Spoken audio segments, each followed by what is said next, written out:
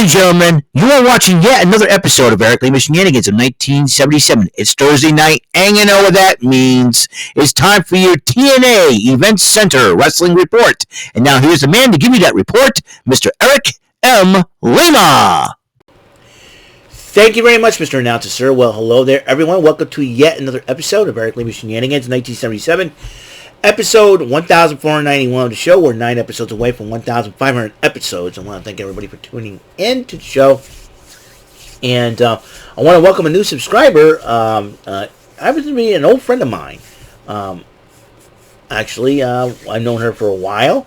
And she's subscribed to my new channel. It's Miss Rachel Scully, a.k.a. Old School Degrassi. And she's the biggest fan of Degrassi Junior High, the TV show.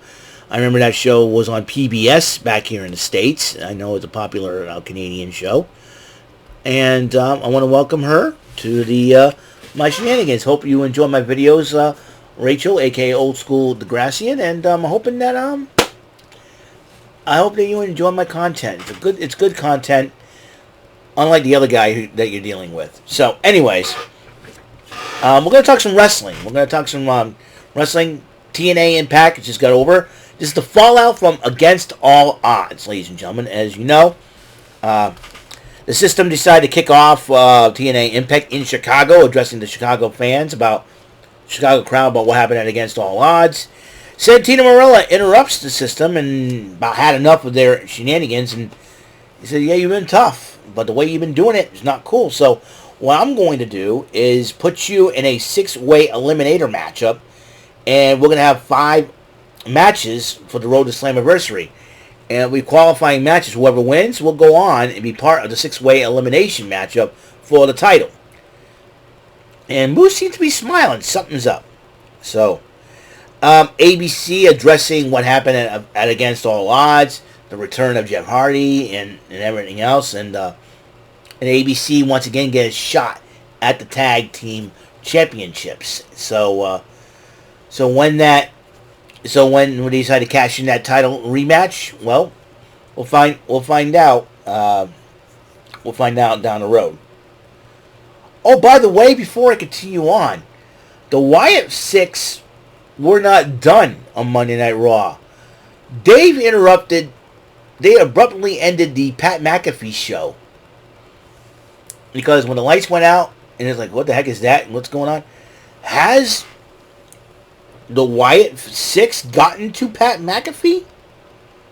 I mean, there was a lot of stuff that went down, and I just realized too, with the working relationship WWE has with TNA, would the Wyatt Six make an appearance at some point on TNA? This ought to be interesting now. Anyways, right now they're working with NXT talent, which is, I think, a safe bet, because I'm very, very surprised that they haven't invaded NXT after what happened on Monday Night Raw. Might I digress? So ABC's trying to focus on trying to become the tag team champions again of Impact. Frankie Kazarian got out of the NXT digital exclusive as he got out of the WEPC after he addressed Joe Hendry and he addresses Ace Steel as they go into that Chicago street fight. And so that's what we'll look later in the matchup. Women's action to kick off Impact. Spitfire, that would be the team of Jody Threat and Danny Luna, former Knockouts Tag Team Champions, went up against the Hex. And it looks like the Spitfire is trying to get back at the tag team title hunt, but not without Lars Hendrickson. But they did pick up the victory over the Hex, so they're on the way there. Meanwhile, the Hardys address what happened at Against All Odds, and he says, he basically says he's not done with Moose. And now with Jeff Hardy and Rebby Hardy backing him up, and it seems like now we could lead to a 6-person team. Who knows what will happen for sure. Meanwhile, there's a sound check with Alan Angels, and the guest is Kushida. And Kushida decided to show us footage of him in Japan with his friend, did some research with a real live octopus. He's trying to find out what makes the ink go and he's trying to find a cure for what Jonathan Gresham did. I'm like, they just did this segment with a real live octopus. That's crazy, man. I'm like, and then he's about to walk away, and Alan Angels can't walk away. It's my show. You want to fight? I said, let's fight next week. So basically, he challenged Angels to a matchup. Alan Angels to a matchup next week. Then it leads to the Chicago Street Fight: Ace Steel versus Craig Kazarian.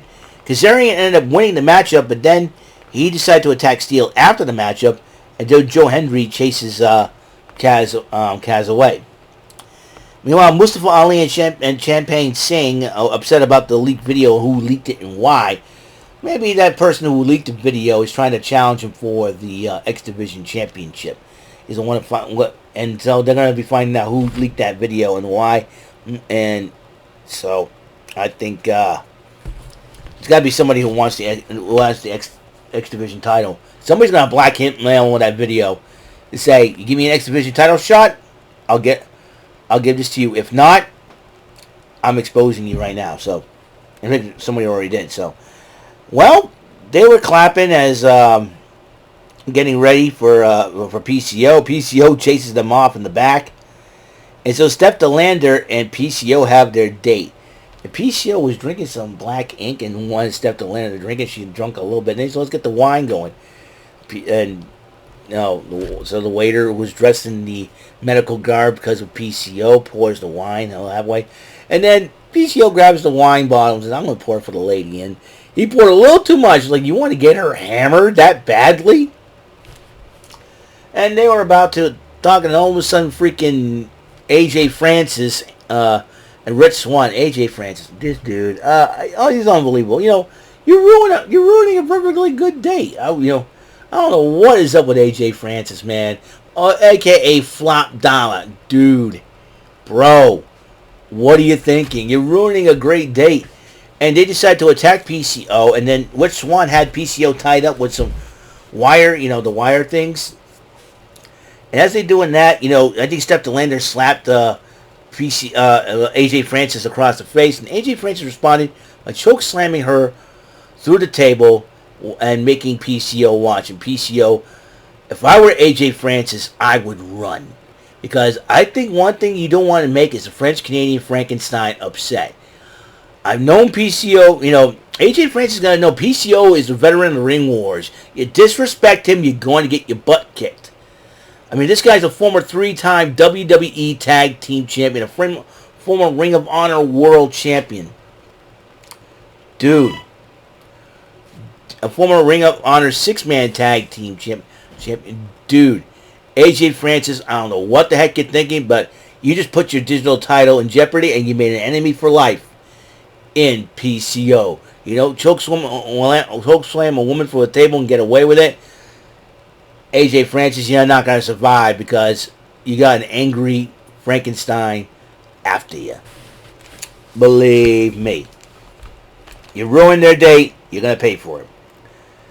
And Heather Reckless went one-on-one with Ash by Elegance. And as you know, George Iceman, the personal concierge. I'm like, I'm hoping somebody knocks that guy's lights out. Because if I was in the ring and he says, "Get out of the ring," I would have knocked his lights out. I would have clothesline, see ya. And Ash by Elegance complains to me, says, "Sweetheart, my time, beat it." Anyways. People like to interrupt. So Ash by Elegance beats Heather Reckless, and then she attacks Heather Reckless after the matchup, and then Jordan Grace attacks Ash, but then George Iceman decided to punch Grace. What in the world were you thinking? Grace goes after the Iceman, and then Ash blasts Grace with the title belt, and then Ash by Elegance was holding the title up and everything else. So. And after the commercial, Jordan Grace says, "I'm going to go talk to Santino and had enough with Ash by Elegance." By the way, Ryan Nemeth went one-on-one with the new... Well, he's not the new member of the system, but he is helping an ally of the system. He's going to go by the name, no longer Dirty Dango, but Johnny Dango Curtis, or JDC. And JDC ended up winning the matchup And Eddie Edwards and Brian Myers applaud JDC, but then they decide to attack Ryan Nemeth after the matchup. Here comes Nick Nemeth coming to his brother's aid. The main event. A Road to Slammiversary qualifier, Josh Alexander went one-on-one with Eric Young. These two fought their hearts out. Eric Young attempted pile drivers, but in the end, Josh Alexander with a C4 spike winning the matchup. And as Alexander was celebrating, he looked at Eric Young, and they stood in the middle of the ring, and then both men hugged it after the match. It was called respect. And as Eric Young walked in the ring, he pointed at Josh Alexander. Eric Young is a class gentleman. He calls himself a world-class maniac, but he's a class. He's world-class. Take the maniac out. He's world-class. Much respect to Eric Young. EY's done a lot for Impact, whether it be entertaining people with his goofiness and funniness, or being serious, cutting promos in a serious tone and a psychotic tone. Whatever. Eric Young should be in the TNA Hall of Fame. That's my personal opinion on Eric Young. I like Eric Young. He's one of my favorite wrestlers to watch. He's very entertaining, and but he's also great in the ring. And he got really serious when he came back to Impact on the TNA, and he wants to make TNA great again, and that's his desire. And God respect Eric Young for that. So that's all the time we have on the show. Episode 1491 is complete. As you know, tomorrow I'm going to play some Bullseye. I'm just going to take off my shoes because I'm going to bed right after I upload this video. And tomorrow's going to be a little rainy, but how apropos, because the lightning bolt will be not only showing up outside my house, they'll be showing up on the game board a couple of times when I play some Bullseye tomorrow. And that's going to be really cool. We got SmackDown, NXT Level Up, and AEW Rampage to boot. So it's going to be wonderful, wonderful dealings and everything else. And Saturday, you got AEW Collision. Hopefully I'll play a game or two. I haven't done a Saturday Shenanigans Arcade in quite a while, so I'm due for that. We'll see what happens. So, until the next episode comes rolling around, Mr. Announcer, please take us home. That is all for today's episode. This is your announcer speaking for Eric Lima Shenanigans of 1977. A Big Beefy E, doing for Bob Saget Productions, and in association with a Raven Bofa Telepictures and Distribution. Thank you for watching today's episode.